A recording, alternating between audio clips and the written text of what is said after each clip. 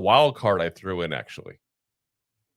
A guy that I really thought was not somebody that you hear a lot of people um, talking about quite yet. But I think that Let's there's hear a it from guy him. that in my neck of the woods right now, where I'm at in Tampa, that is a guy that's going to be potentially looked at. Josh Grizzard, 35 years old, first year as an offensive coordinator for the uh, Tampa Bay Buccaneers. Now, here's one of the reasons why I'm saying that. Look at what's going on in Jacksonville right now. They've gotten better, right? Not great yet, but they've gotten better this year. They're taking a step forward. Look what's happened in Carolina. They've taken now a step forward as well. And this is the last two offensive coordinators for the Bucs. So that's why I'm saying Well, I don't think that, because this offense really hasn't skipped too much of a beat. They're a little pissed at him because of last week right now. Let me be very frank with you now in case any Buck fans watch. They are pissed at him for last week, but that happens week to week.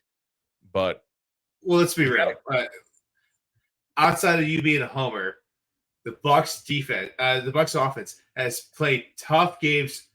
30 in, yes, they lost last week, but guess what? The Patriots are now 8-2. They're playing some real football. They lost to a legit team, not the Patriots of 2 years ago. So let's take that off the shelf. Like, put the Patriots against the Eagles.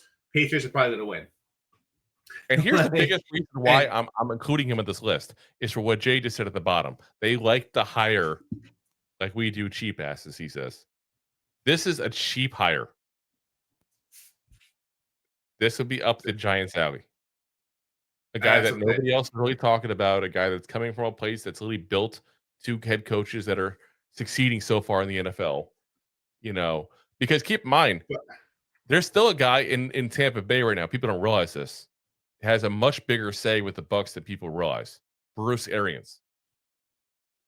And he is there still as consulting, and he's got some kind of like fake title, but he's basically still in the building, still doing stuff. And he's a hell of a coach, by the way. I'd take him in a heartbeat if you want to come out of retirement.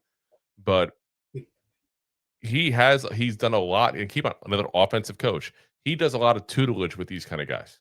He teaches them a lot. He loves that mentor kind of role, and that's what he's kind of become. So, like I said, I've said it before and I'll say it again. I think point blank, if you want to go ahead and get a guy who is a first-time head coach and take a risk, this is a guy maybe you take a risk on. But I don't think the Giants should do that. I think they should go ahead and get a legit coach with experience that you trust is going to do it. And he doesn't fit that bill for me. Yeah, and you brought up the Jaguars about being head coach, being an OC for the Tampa Bay. Who's winning the game for Jaguars? Oh, it's the defense. Yeah. Exactly. So that's what I'm saying. But that to me says something about the fact that he's actually coaching this team.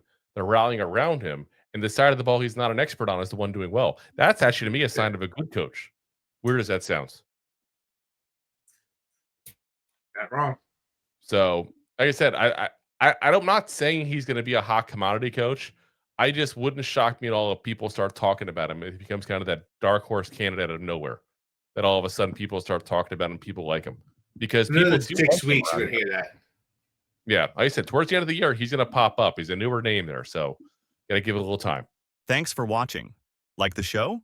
Of course you do, or you would have turned it off by now and not be hearing me. There are plenty of ways to support the show. YouTube is the best place to join us, and we offer memberships there with fun benefits like custom emojis and early access to video clips. Of course, there you can also send super chats and stickers to send one-time support payments. The best way to support the show is to buy these drunk idiots beers at buymeacoffee.com/2giantgoofballs. Along with one-time support payments, there are also monthly plans, so you can continue to help kill their livers each month. You can also show people that you are a goofball by visiting our store at 2giantgoofballs-shop.fourthwall.com. We got everything from shirts, hats, phone cases, funny candles, buttons, stickers, and even a 2 Giant Goofballs towel to dry off your goofballs. Of course, you can always support the show for free by simply hitting the like, subscribe, and share button wherever you are watching or listening to this. Hit the thumbs up on YouTube. Leave a 5-star review on Apple Podcasts. It helps the show tremendously, and quite frankly, the goofballs suck at marketing and need your help to get the word out. Thank you for being part of the Goofball Army and for taking the time out to support the show. If you like that clip, then you will love the full episodes too. find us on your favorite podcast app and look for us on all your favorite social media platforms. Thanks so much. Please, I'm begging you. Please subscribe.